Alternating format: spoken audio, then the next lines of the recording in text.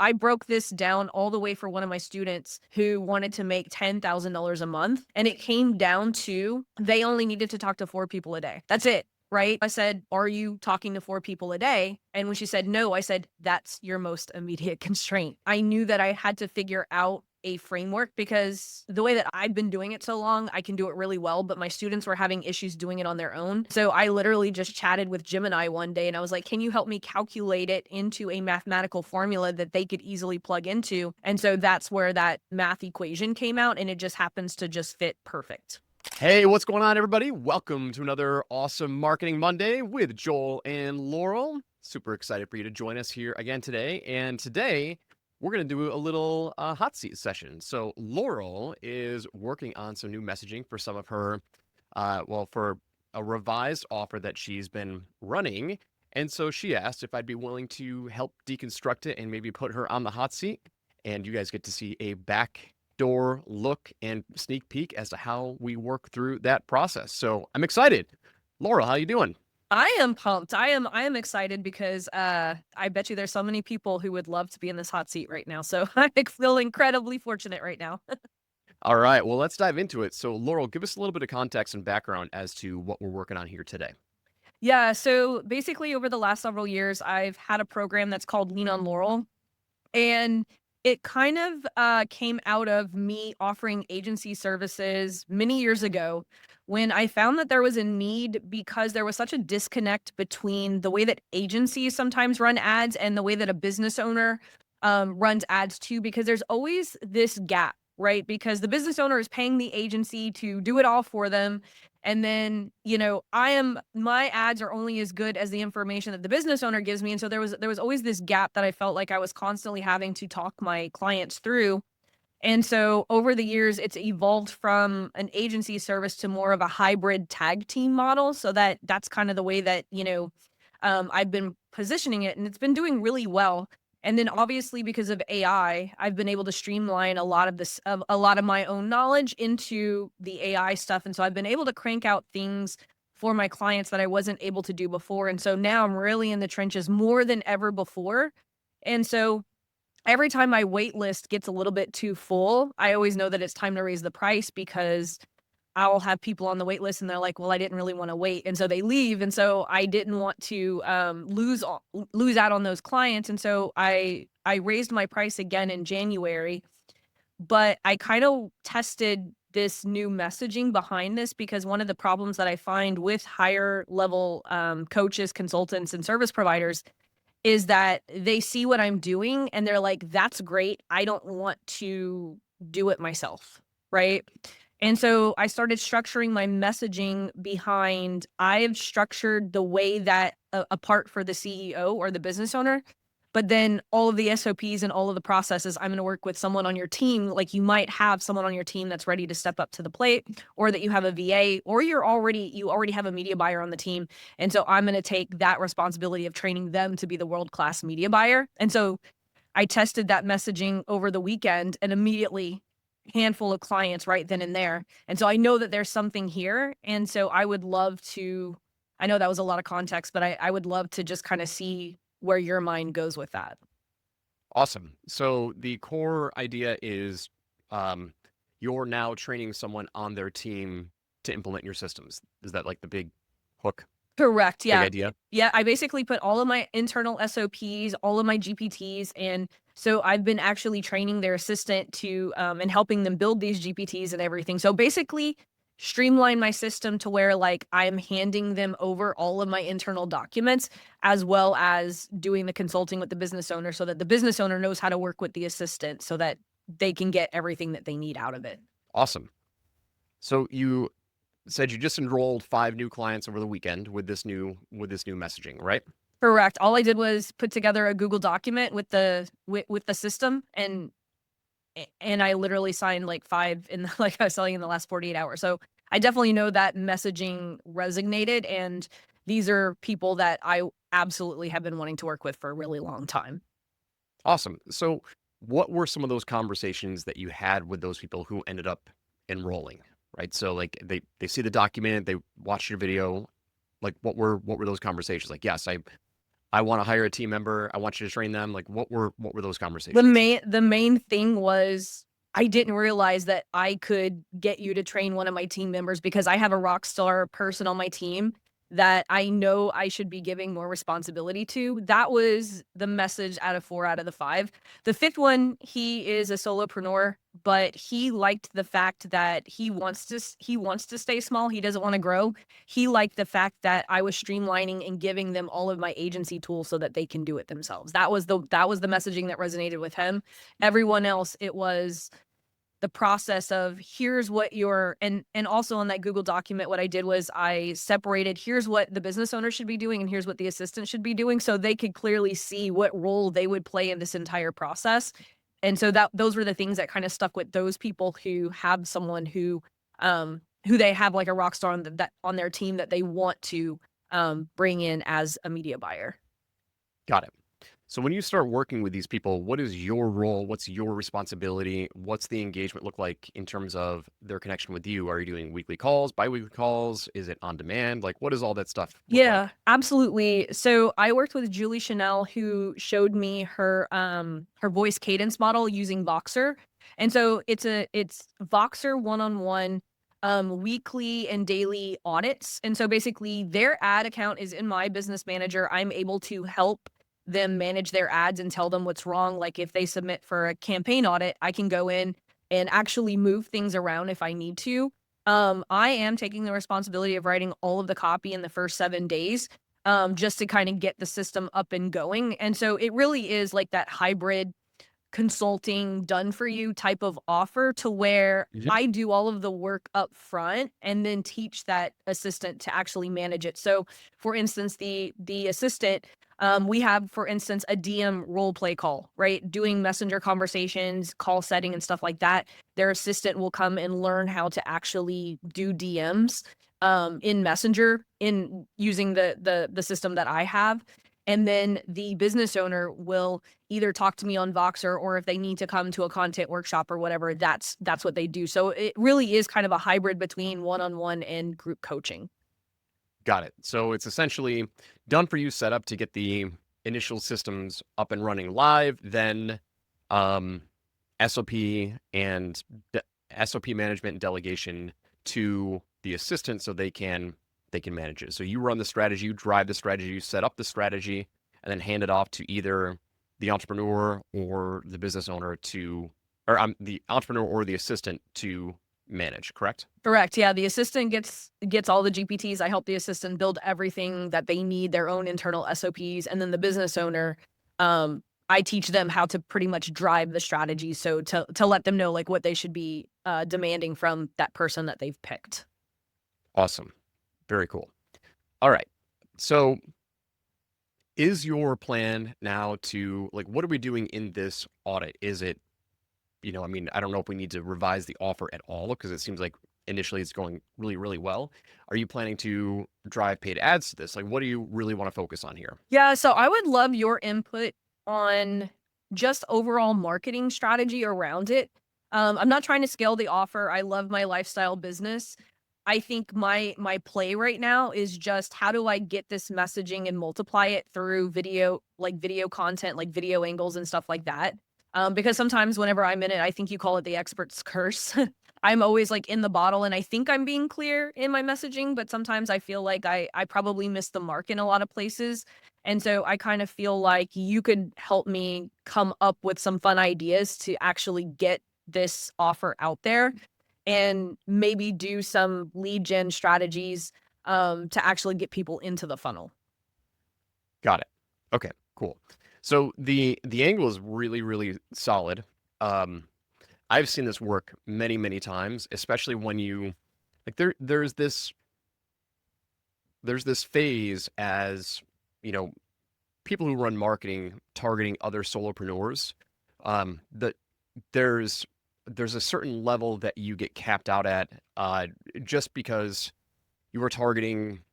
A lot of solopreneurs are in startup mode, and I'm not saying that they're in startup mode because they're literally just starting out. Sometimes that's the case, but a lot of times they're also just starting a new offer. Like they could have an established business, they could be making money, but they are, in startup mode with a brand new offer, and so a lot of times the people who I see struggle with trying to scale that offer is they run into the volume game instead of trying to step up and hit that next level entrepreneur that is who you are specifically speaking to. Like there are even solopreneurs who they don't want to do it themselves, even though they're in a position where they might be the only person. And so you are stepping into that offer gap, which is very, very valuable, which speaks to the aspiration of these entrepreneurs who do want to delegate, right? Because we all know marketing takes a ton of effort and a ton of creative strategy.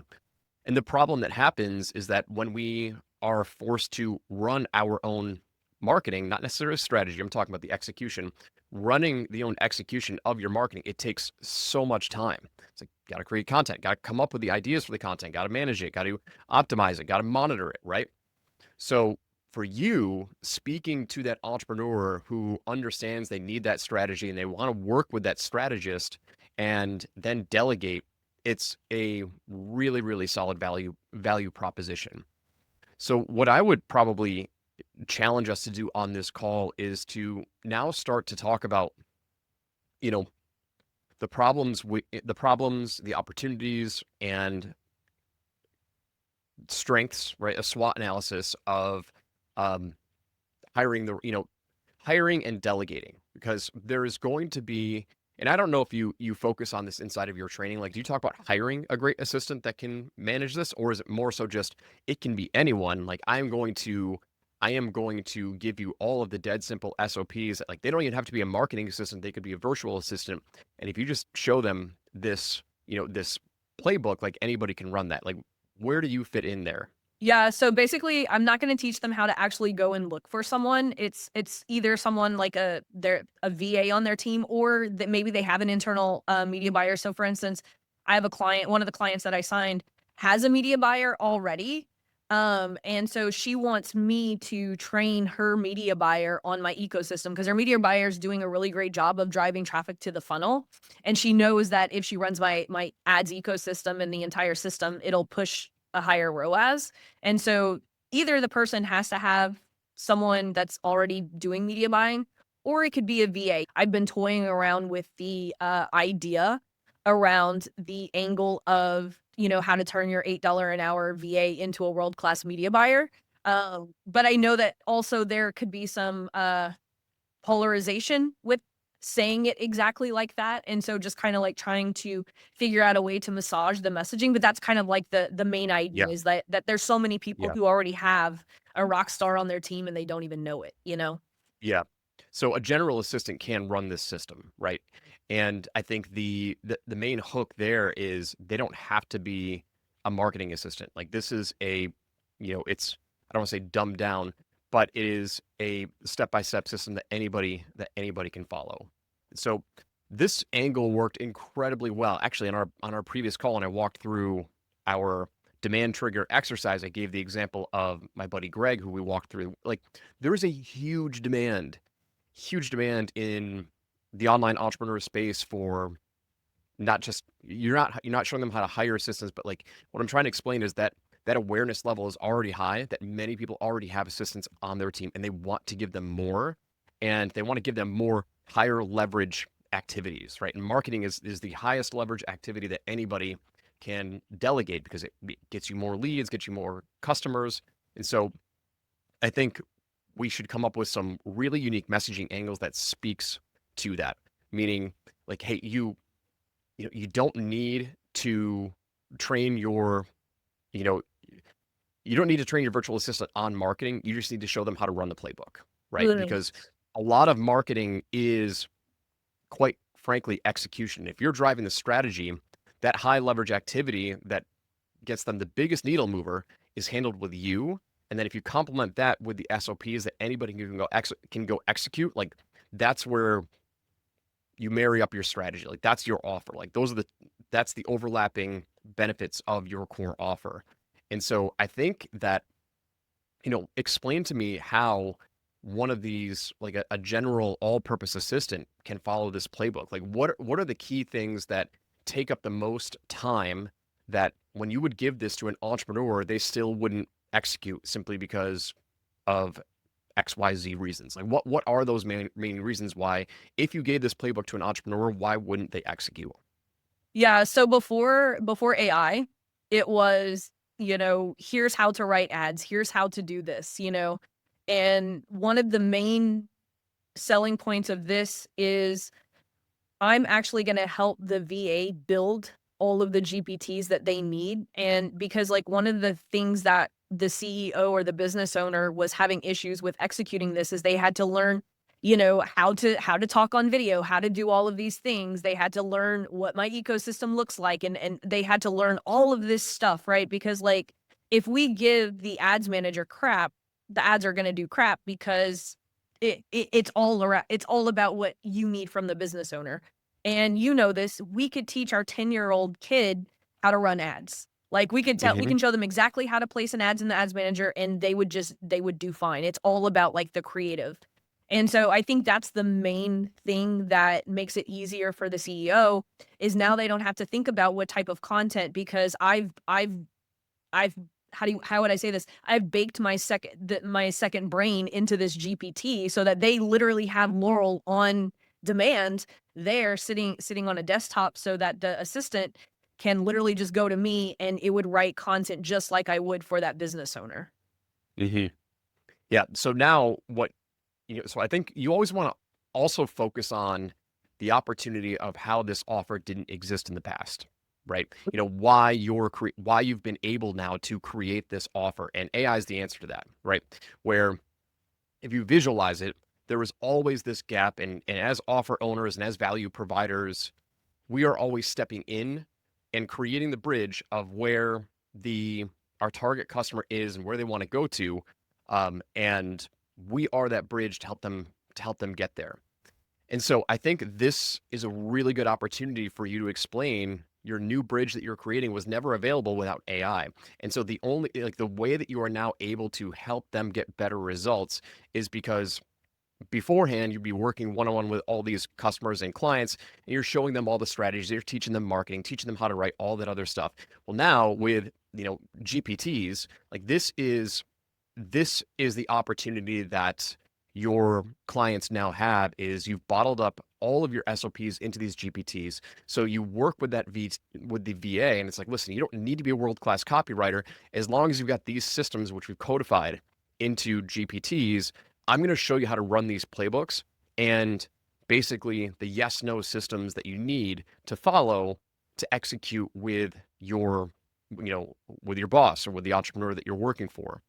And so, out of curiosity, like, what are some of those big gaps that you're able to help these VAs overcome with your GPTs?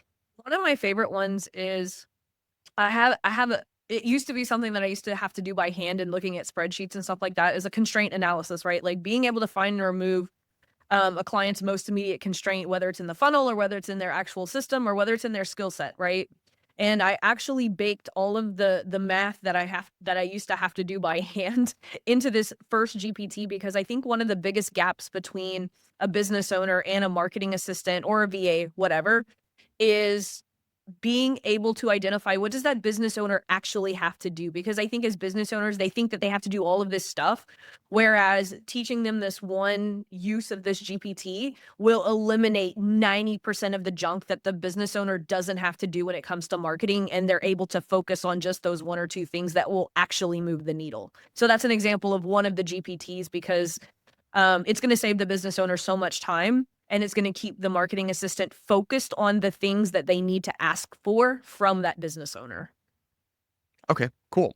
Now, I'm assuming that one of the main reasons why um, entrepreneurs can't do this themselves, like, how much time would you advise a previous client, like before you had these SOPs, before when you were working with them one on one, how much time would they really need to commit to executing this strategy on their own, like hours per week? Oh my gosh, like, if they were coming in and they weren't really trained in marketing before or ads, I mean, it was a good probably 15 to 20 hours of work a week, and that's not even exaggerating because there's just so much that you have to teach when it comes to copywriting and hooks and all of these different things in order to get them to where they need to go, to where to where like they don't need me anymore, right? There were so many steps.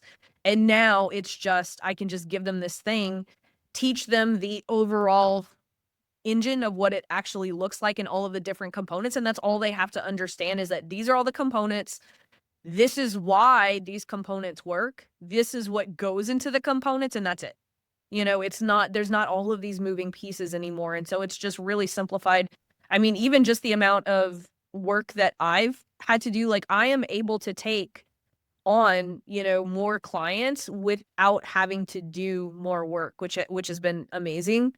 And so it's just a way for that business owner to be able to themselves get their time back by utilizing this. But at the same time growing their business in the right way, not just doing, the strategies that's in their newsfeed that everyone's telling them they need to do this and this and this because they're so overwhelmed, and this is gonna cut down on their overwhelm. Yeah. Well, there's the truth of, you know, I see this all the time, right? When you're working with entrepreneurs, everyone knows they need marketing. But the hardest thing to do is to train a non-marketer on marketing, meaning an entrepreneur probably specializes in a million other things besides marketing and sales, but they know they need marketing and sales to continue to grow. And that gap of trying to teach someone how to market and how to sell when they're not when their personality type doesn't naturally lead to those skill sets, it's one of the most difficult things to do. I think that's obviously one of the highest one of the largest opportunities that AI presents to us is bridging that gap of creating great marketing material. It might not be perfect, but for crying out loud, it gets you from, you know, on a scale of, 1 to 10, where 10 you're a world-class marketer, you're the best in the world, it gets the novice from a 0 to like a 7.5 to an 8 of where they will get performing creative. They will get performing ads. They will get performing content without needing to stress over it. Who are your typical clients? Are they online business owners? Are they local business owners? Because I know you work with all of them in your $7 program, but like your higher level clients, where do they typically fall? Yeah, so most of my high level clients are in the online space, in a service provider or consultant type of role. However, probably 40% of my clients in the higher level or local service providers like chiropractors and pain relief clinics and gym owners. So I serve a nice balance of both. Um I'm trying to think if there's any other, but yeah, for the most part, I would say I probably serve service providers in either the local service provider capacity or the online space capacity, like agencies and copywriters. Walk me through what happens when someone signs up for Leon and Laurel. Like, take me through their onboarding process and take me through the major milestones. So, if you understand where I'm going here, I'm looking at your demand triggers. Okay. So, going from A to Z, what are those steps in which they sign up with you? What's the first 7 days look like? What do the first 30 days look like? Et cetera, et cetera. Yep, absolutely. So as soon as someone signs up, they get the intake form. I get the intake form and I am able to one create their constraint analysis. So I basically have this GPS document. I got that from Rich Sheffrin. It's basically this GPS document that has everything that we're going to work on, but I'm going to create the sequence based upon what happens after the constraint analysis, what it tells me. So I have from the intake form immediately it goes right into my gym that does the constraint analysis in the funnel audit. So immediately I know whether their constraint is volume based, whether it's skill set based, or whether it's a system constraint. Then it goes right into the funnel audit.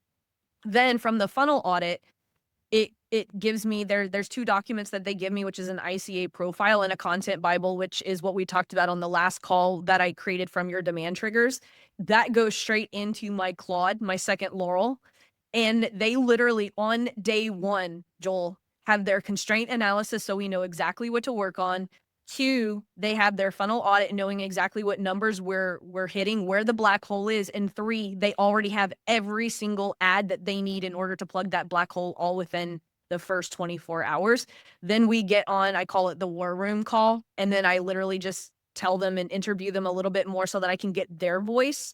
And so I make all of the content around how they sound, stories that they tell and everything. And so I have a list of everything, but my entire system is up and running within 7 days, and that's including the system outside of the ads. The ad system is up within 72 hours, and then the rest of the revenue system is up within the first 7 days, and we just keep optimizing, and then I help the assistant. So basically my whole goal in the first 7 days is to have everything up and running with data so that I can actually start training the business owner and the assistant on, now that everything's up and running, what are we looking for? What are the permanent fixtures that you don't have to touch versus the things that we inject on a daily, weekly, and monthly basis? There's a couple things I want to back up on and highlight. You said the first 72 hours to get their ad system up and running, and then there's a second phase where you talk about a second revenue system. What do you mean by that? Yep, absolutely.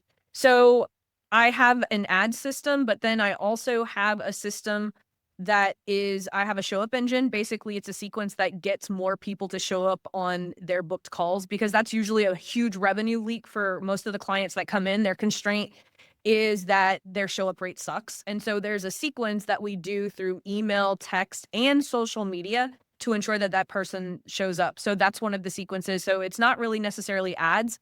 It's more content sequences. I also have something that's called a cash now campaign, where we send out to their email list of people who may not have moved forward. It's kind of an ace in the pocket back pocket kind of strategy. And so there's all of these components that are built around the ad strategy to ensure that every single hole of the funnel is plugged. Does that make sense? And so it's not just about ads. There's all of these other sequences from the funnel that also need to be plugged up. Got it. Okay, cool. Um, Talk to me about the three constraints. Okay, that was very interesting to me. So when you go through the intake form, and they go through the whole process, you instantly identify what those three constraints are. Talk to me about those. Yeah, absolutely. So there's 3 different types of constraints, because most people think that they have like a system problem, because a system problem is the most fun to fix, right? Build a new funnel, do all of these things. When the most of the issue that people have is actually a volume constraint. Like, they're not doing enough of the thing that's actually bringing in people, right? So volume is the first constraint. The second type is a skill set constraint. So if they are getting enough volume, but maybe they're not closing enough sales calls, is it a system Okay, problem? I want to pause you real quick. Okay. So go deeper on volume. Okay. What is the volume that you want them to achieve? Okay, and where are most people? Like, when you see that it's a volume constraint issue, how do you know it's a volume constraint issue? Is it by the number of pieces of content they're publishing per week, number of ads? Like, what are the identifiers of a volume constraint? It depends. It varies. And so it's really hard. It's really hard to explain without. Could I pull up my document to show you the math? Sure. 'Cause it's Yeah, math. go ahead. It's math. Do. Can you see my screen? Yes, it is showing. Okay. So this is what, whenever I do this constraint. So basically I'm looking at every single thing. So when someone becomes a client, I'm asking them, how many leads are you getting? How many posts are you doing? And so basically I put all of this in, and if the gap, so basically required daily volume minus current daily output divided by required equals a gap percentage. Does that make sense? So what is the required daily volume? Meaning, what is it that I have to do in order to get X result, minus what I'm currently doing, divided by what is it that is required to actually get the result, is the gap percentage, right? So if gap is higher than 50%, I know it's a volume. They don't have enough leads coming in. If the gap percentage falls between 25 to 50%, I know it's a skill. Leads come in, but you can't close them. If the gap is smaller than 25%, meaning this number right here, it's a systems issue. Does that make sense? And so this Yes. so this is how I'm actually calculating that. And so whenever I'm delivering their constraint analysis, I'm able to tell them exactly where we need to focus so that we're not chasing our tail, doing things that will not move them forward. Because the last thing I need is a business owner doing something that they don't need to be doing. And honestly, Joel, I think that math problem right there, if every single business owner did that every single month, they would know every single activity that they need to do every single day in order to get results. Because that's how I've been able to grow my business every single day. I know exactly what my most immediate constraint is, and I only focus on activities that do that. And so that's something that I hand down to my clients, and so that their VA can actually hold them accountable, because the VA knows how to calculate that number. And so every single month they're literally handing over their their boss, "Hey, these are the things that I need from you in order to move our business forward."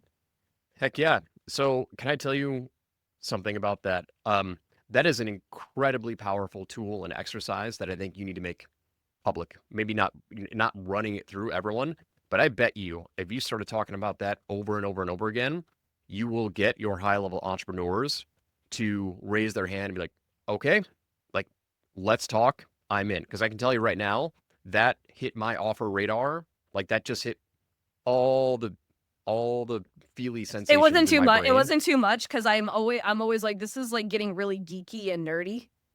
Well, it is geeky, but you got to think about it in terms of high level entrepreneurs. That's how they think. Like they want to know where the exact gaps are. And for number one, identifying if it's volume, skill, or systems. I think those are the three, right? Mhm. Okay. Like incredibly powerful. Incredibly powerful. Like because people really they want to break it down by numbers. They want to believe that it truly is a numbers game. And if you can show them it really is a numbers game, and if you do these and get these numbers up, everything else gets fixed, or like the next domino falls, the next domino falls. The most powerful part that what you were sharing with that document was it was speaking to the logical brain of your target customer because most entrepreneurs who want to scale and they're not afraid to hire assistants, like they're in that process, they're in that mentality of like thinking about things as math problems. And so if you can continue to, you know, talk about that stuff, I really think that places an extremely because that's your unique IP. That's your intellectual property of how you're dissecting someone's business and showing them exactly what they need to do. There's another guy who does this very, very well. I don't know him personally, but I've seen some of his content. It's really, really good. His name is John Whiting, and he talks about I think it's like the bulletproof entrepreneur. But anyway, he's all numbers, like everything down to an exact science. And so I really think that if you spend some time really going through all that, like the three different uh, constraints, that's really, really powerful, and maybe explain, you know, explain in a little bit more detail what the volume gap is. Explain in a little bit more detail what your formula is. Explain to them, how do you dissect it all? Because people are going to come to you and say like, I want this, dissect my business and then show me exactly what to do and how I can plug a VA into raising the floor and raising all of these different elements. Like I'd raise my hand for that hands down 100%. So I think that can be some great power content for you to start talking to those high level business entrepreneurs who want to think of their marketing as a full blown system. So, just some feedback there for you. I'm glad that you said that, because that's something I would have never thought to do content on. I mean, I did a two-step post the other day, because I do use that as a lead magnet kind of. So I did a two-step post last week, which is basically, for those who don't know what a two-step post is, basically you post and then you're like, "Hey, drop a line, blah blah blah, if you want XYZ," right? And I wrote this long form because I teach that formula whenever I lead roundtables at events, because I try to be very careful, because I know one of the most dangerous things that I could do is give advice that isn't exactly fit for where that business is, because I think a lot of times we assume when people are in the hot seats, right, that they have this like certain problem. And so anytime I'm leading a roundtable, that's the formula that I do. And so this past week I talked about how most of the times when I run a roundtable, this is the formula. And I was like, "Hey, do you want me to run this formula for you?" And then when people said yes, I said, "Hey, go watch this 9-minute video. These are all the numbers I need you to plug in. And then if you send me that back, I'll send you a constraint analysis." And that's actually how some of the people got into my program, was just me showing them that constraint analysis. And they were like, "Whoa, I've never seen anyone do this before." So I think what you just said, I'm glad that you said that, because I would have never thought to really go, like, really lean into that. But I guess it does make sense that people who are a higher level are looking to solve those very specific problems. And also, I'm going to give credit where credit's due. My mentor, Nick, actually, Nick Peterson, showed me the most immediate constraint exercise. But when my students were having issues trying to find their most immediate constraint, I knew I had to come up with a framework. And so I built that math problem based on what Nick taught me, just to just to give him credit for Yeah. teaching me that framework. Well, let me ask you this. What is your immediate constraint? Like, what does yours look like? Your three pillars or your formula look like? So my most immediate constraint right now is I don't know if I have an immediate constraint, honestly. Okay. Well, if you don't have an immediate constraint, how did you map that down to an exact math problem? Oh, I see, I see. So my students themselves, so anytime that I was teaching them, so I was basically teaching it the way that Nick taught it to me, like, what does your year need to look like in order for everything to go right? And so you plug in like, well, I want to have $120,000 a month for the next, year. That's that. Then you have to break it down into, well, what needs to go right every quarter of this year for you to get that. Then from the quarter, in order for everything to happen in a quarter, what needs to happen every single month? This is where you start getting into the strategy and the tactics, right? And so if you need in 20 Zoom calls in order to enroll 3 clients, how many conversations or what are the activities that you need to do every single week in order to get those 20 calls a month? And then you break it down to daily tasks, right? So I broke this down all the way for one of my students who wanted to make $10,000 a month. And it came down to they only needed to talk to 4 people a day. That's it, right? In order to reach their goal, all they had to do with that. And so I said, "Are you talking to 4 people a day?" And when she said no, I said, "That's your most immediate constraint is why are you not talking to 4 people a day?" And so that's the way that my mentor taught it to me. And I knew that I had to figure out a framework because the way that I've been doing it so long, I can do it really well, but my students were having issues doing it on their own. And so I literally just chatted with Gemini one day and I was like, "Hey Gemini, my students are having issues, calculating this form, doing this exercise. Can you help me calculate it into a mathematical formula that they could easily plug into?" And so that's where that math equation came out and it just happens to just fit perfect. Yeah, that's really, really powerful. There's echo in the background. Our apologies. We're trying to figure out the best software to record these interviews that gets high quality. So anyway, let's keep going. Now, I think that is probably your immediate piece of content to really focus on it and just see how that starts to resonate with your target audience, because now you're thinking and you're speaking as a clear advisor, right? Because it's less about the funnel, it's less about the ad strategy and more about what is going to move the needle. And you are helping to delegate all these things to an assistant. And so when you think in terms of delegation, everything has to be SOP'd, because like if you have a framework and a formula that is like, if we can get this output going, everything else will be fixed, or like the next domino will fall. So as an advisor, because you have mapped out that strategy, you have your intellectual property of how to construct that. It's like, okay, great. You like what might come from this, and I'm assuming this does come from it, is a lot of these people probably need to increase their output. Is that correct? Okay. So if you're increasing the output, well, guess what? We don't want you to increase the output, because if you increase the output here, then you reduce the output of serving your clients or of all the other things that you need to run into your business. That's why I've SOP'd it all out to where we have an assistant now, thanks to all these GPTs and my SOPs that I put together. Like that's where the assistant comes in and now increases that output for you so you can stay at the top level of your business and everything else continues to grow. So those are the types of stories and pieces of content that I would really start to focus on if I were you, to raise this level of awareness and speaking to the business owners that already understand this. Now everything is a process, right? Everything is a system. They want to believe in the right system that's going to help them overcome the obstacles that they're currently facing, and that this is what you offer. So if I were you, that's where I would start to really focus a lot of my time and attention, is figuring out how many different ways you can talk about this constraint system to get people to self-identify themselves as, I have a huge gap in phase one, I have a huge gap in phase two, I have a huge gap in phase three. And then you can talk about, this is why I've developed systems, and this is, you shouldn't be the one who's doing this. It should be an assistant, right? Because when you get an assistant to do this, then you can, have more sales calls, or you can work with more clients, or whatever it is. It's like, but if you don't, well, this is where everybody starts to burn out, because marketing takes, a true business. Like, if you think about it, right? A true business, and this is where a lot of these solopreneurs don't see it this way, but you look at real businesses, they've got entire marketing departments, right? Because it takes a lot of time. And so, you have to think in terms of the CEO. You have to think in terms of the founder who's willing to plug people in and use AI and use the right systems to get more leads, get more customers, and scale your marketing.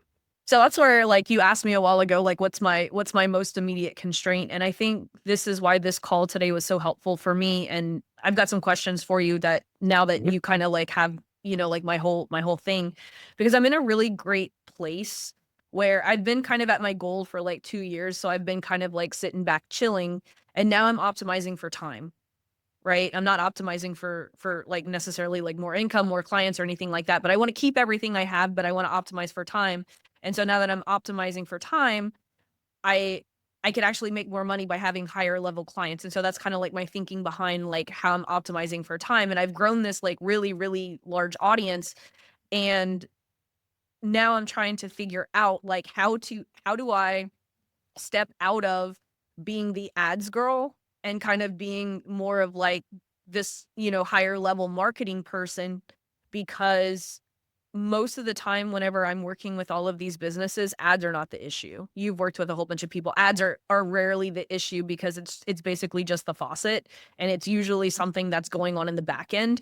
And so now if I had to choose a constraint, not choose it, but if there was one right now, it would be next level content. How do I talk, how do I step from being the person who is behind the ads manager into being a little bit more of a marketing higher level thinker? Does that make sense? Yep, Yep, it it does. does. So there are a few different ways that I've seen people successfully take this step, and I'll give you one caution, because I don't think this is where you're going, and I don't think this is what you're saying, but I will share it anyway, because anyone who's listening, I want them to also hear it. When you go through evolution as a business owner, you have success, and you start to see things of your target avatar that you would like to evolve from. The caution that I share with everyone, because people, there's this sense of getting tired of what you're doing, and that's a very natural thing, right? It's like, oh, I don't want to be just the ads girl. Like, I want to think more higher level and strategic, and that's fantastic. Like, obviously you are very skilled, and your value and your worth is that of someone who should command that stuff, right? Um, but I went through this same iteration where I was working with I was working with a target avatar for a long time. Then I just got tired. I just got tired of doing the same thing over and over, and I started to make up these stories about my customers that would justify the reason why I was getting tired. It's like, oh, I'm working with I don't want to work with lower level entrepreneurs, or I don't want to be known as just the webinar guy. And I just want everyone who's listening right now um to look at that through a different lens, through a lens of, it just means that you're getting tired of doing the same thing, and not to get upset with your target customers, right? Because it's not necessarily their fault. Now, there are some times where you really do need to just completely change, you know, um, markets, but for the most part, it's just our natural inkling of us needing to evolve and to not blame the market that we have been serving, of like, oh, well, they have too many problems, and if I go target a different type of customer, they're not going to have those problems. And it's like, well, they might not have those problems, but they're going to have a completely different set of problems, and it's just pick your poison. So how I'm going to tie this all back together with you is, I think you're making the right step of, you're evolving, you're just changing your your target market to speak more higher level, more higher leverage. You can charge more. They get more value from you. And so I think you're heading down the right path. Now, in terms of execution and different types of strategies that I've seen work for what you're trying to accomplish, number one, um, I think it's along the lines of you don't need me per se. Like, don't hire me directly. You need a clone of me, right? And so this is the evolution of where you're going, where you're training a VA to be basically mini Laurel. So that's one angle that you can take, and I think you keep pushing this angle because it's very, very powerful. Because this is exactly like, think of Cole Gordon, right? So Cole uh, blew up because he basically built a pseudo consulting slash done for you service agency where it's like, hey, we will hire and train, dedicated sales reps for your business.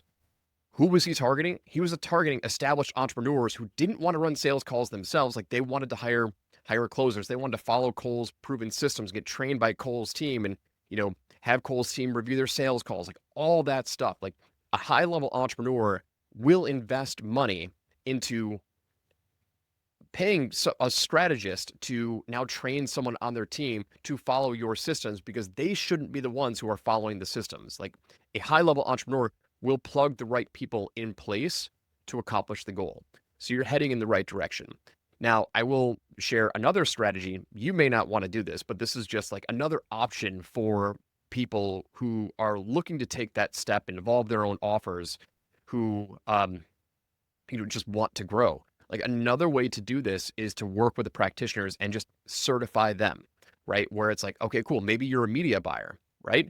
Like, I'm going to certify a handful of media buyers on my systems, on my trainings, because there's also that market of people who want to level up their skill sets and they're willing to invest in themselves.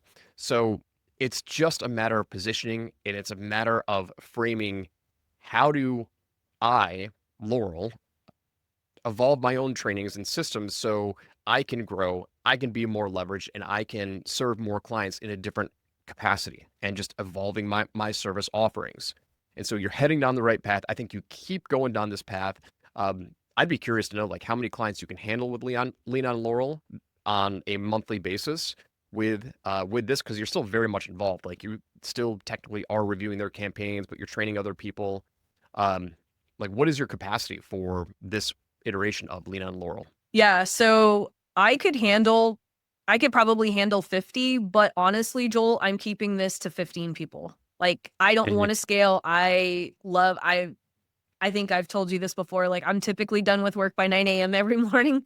I work from 5 a.m. to 9 a.m. And so um it was really cool. Like, I had, at the end of the year, I had some turnover in Lean on Laurel, which was a great opportunity to raise it up because of the level of service. This weekend, I was able to plug the 5 people that I had lost back in at a higher price, and so that's just kind of like, that's just my business model. I have 3 offers, and it's just so easy. I have no desire. I know people listening are like, "Shit, this girl's crazy," but I have a great life, and so, it's just all about how do I keep optimizing for time, and so I think, I got so much value from what you just told me, because it was very validating, because I love the math part of it, because I love telling people that there is a solution and I could actually prove that there's a solution. And so it was just really cool how I showed you that. I wasn't expecting you to like that part of the entire offer, because I think other parts of the offer other people might think sexy, but you are the type of person that I am going after with this offer. And so the fact that you were like, "Oh, just teach this math problem over and over again," I think that's the takeaway that I got from this was, and I think that's true for so many people. We think something else is the sexy part of our offer, but then when you hear it from your ideal avatar coming out of their mouth, and you're like, "That's what you like out of all of out of everything I talked about." And so that was a really cool thing. And so for anyone listening, to answer your question is, can I scale it? Yes, but do I want to? No. Yeah. There's a lot more pieces of content that could be extracted from that. And, typically when I do these calls, they take me an hour to 2 hours. But that was definitely one that stood out. It's like, okay, cool. Like, you need to start sharing that with your audience so they can start to self-identify where the constraints are. Because when they can identify where the constraints are, they already know that you have the solution. These are going to be layup sales for you, right? Layup sales. And so, yeah, this was super fun. I enjoy doing this. I enjoy doing this with my clients and doing this with you, Laurel. So hopefully people could start to see a little bit of what this process looks like and giving them some ideas. So if you guys enjoyed this, go ahead and comment down below. Let us know if you want to see more of this type of content, or maybe you hate it. And go ahead and tell me down in the comments below as well. But I hope that you don't hate it. I think it was super valuable. But we'll wrap it up here today. Laurel, anything you want to share before we end the call? Yeah, no, I hope that everyone got as much value out of this as hopefully it was fun watching because I don't typically get to be in the hot seat. And so this was very exciting for me. And so hopefully you guys enjoyed it. And yeah, let us know whether you loved it or hate it. Give us your honest because we'll keep meeting every single Monday and giving you guys value, but it's all based on what you guys tell us that you want us to jam on. So Well, maybe next week we can flip the tables and you can run a constraint analysis on what I'm doing with Inspired, because we just turned on ads for our VSL and I have not been a great organic marketer. And I know you do organic and paid ads. So maybe we can turn the table and you can run a constraint analysis on my stuff and say, Joel, you are not nearly doing enough volume. And I don't know. We'll see. But anyway, I appreciate all of you. Thanks, Laurel. And we'll see you on the next call. Take care.